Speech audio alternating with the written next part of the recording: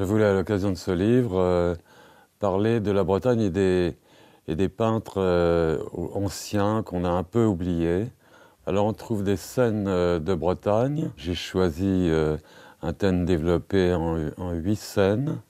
Le marché, la criée, les caisses à poissons très stylisées, des arbres qui longent la côte, les arbres dans les vallons, les bocages, et puis la pêche à pied, très importante. Ça peut s'adresser à des gens qui ont déjà un peu peint, y compris ceux qui ont fait de l'aquarelle, qui veulent passer à la peinture à l'huile.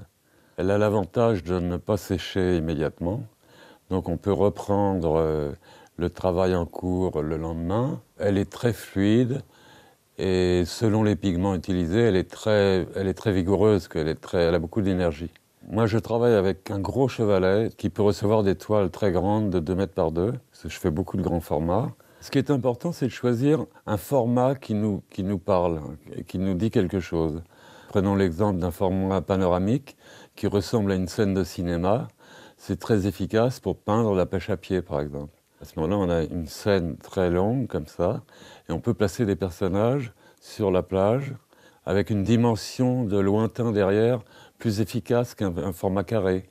Et puis on y met la scène au fusain, petit à petit, et la couleur intervient. Alors on commence toujours par le fond, le bas du ciel et l'horizon, et on fait le fond et les personnages en dernier lieu.